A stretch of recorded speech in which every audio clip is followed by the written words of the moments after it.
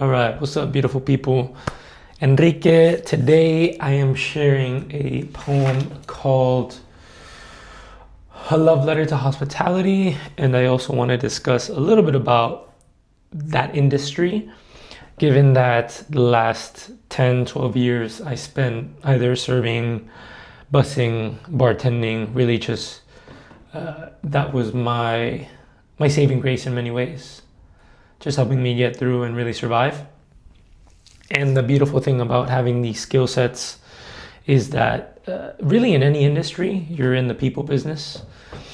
And hospitality really allows you to embody that because every interaction can be make or break, right? You're dealing with food and drinks, and things have to come out in a timely manner. There are 1,000 things going on at the same time. And it's a very infectious environment to be in. And at the same time, it can be very overwhelming. And there can also be very many environments and people in those environments, specifically in restaurants, that maybe are a little bit toxic. And that's neither here nor there. That can be in most any industry. But just speaking from my experience, right? The other reason I feel that this is so prevalent to where I'm at and where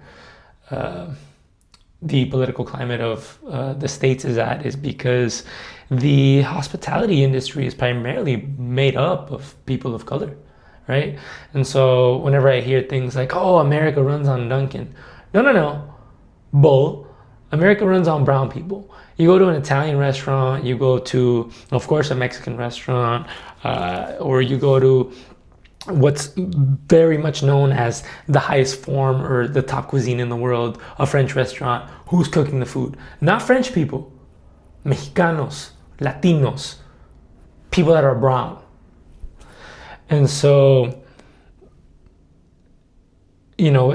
with families being pulled apart right now, I wanted to pull some facts and figures regarding the sector of hospitality.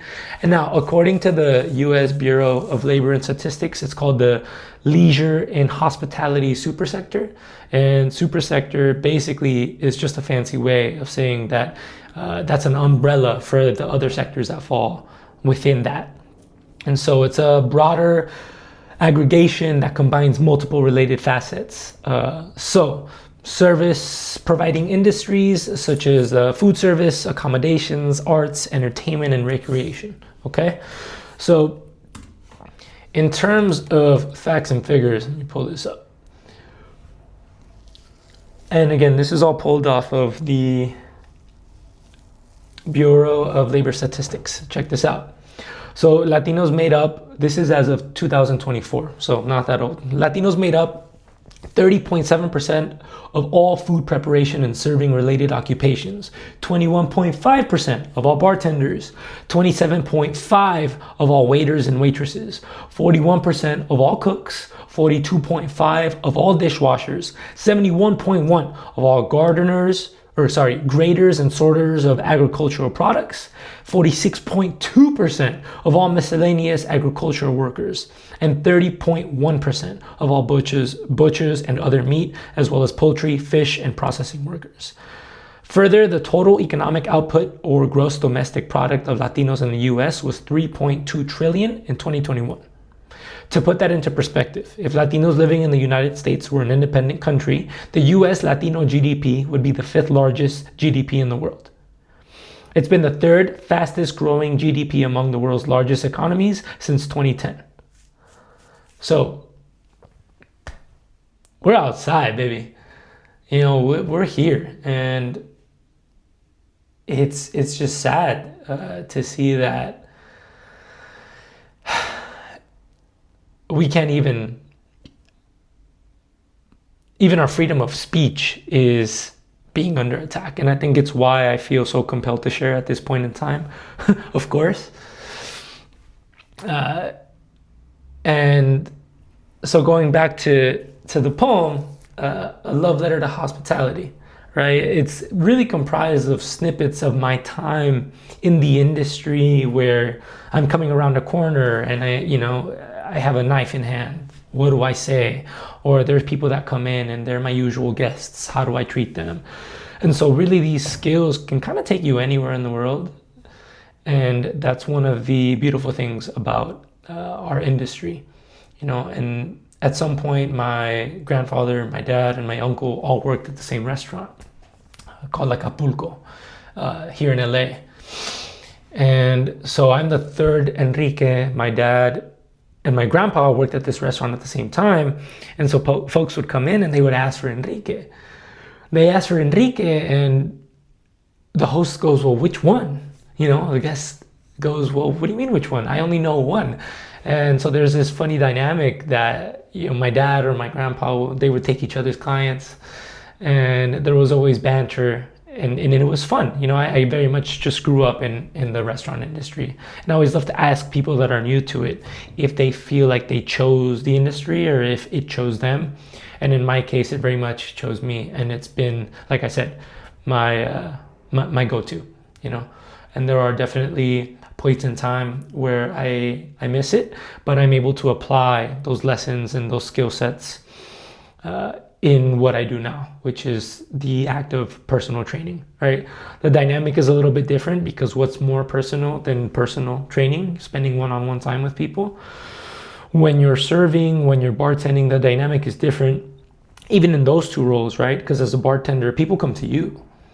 When you're serving, you tap in, tap out. You can decide how much you interact with the table, so long as the food, the drinks, the table looks maintained. It's a very different dynamic. All that to say, I'm very grateful for this industry.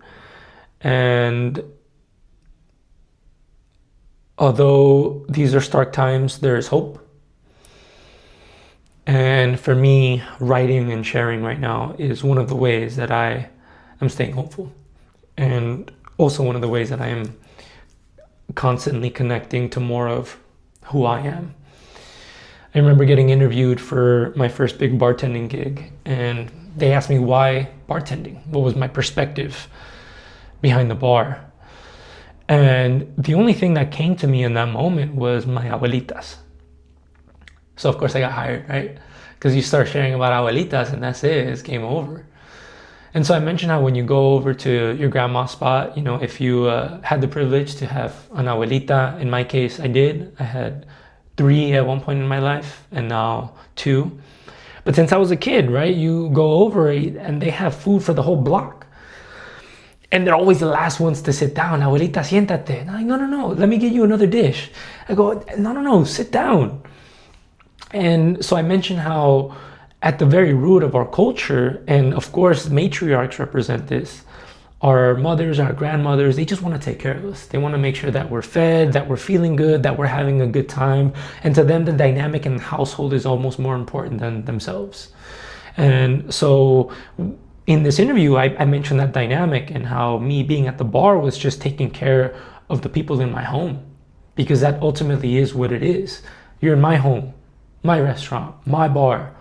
Granted, yes, we're sharing it and it's a team effort because I'm not just making drinks and providing food for the people in front of me, but I'm making sure the rest of the restaurant also has their cocktails and wine or whatever else in a timely manner.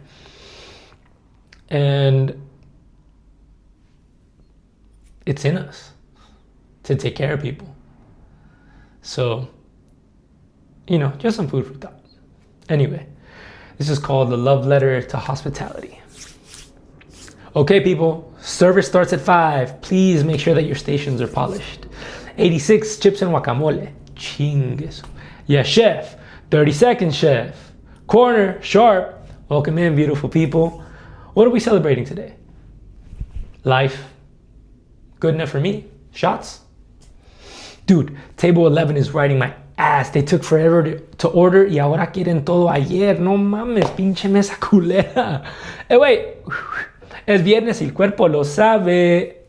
Hey folks, welcome in. Can I get you started with a glass of sparkling water or still?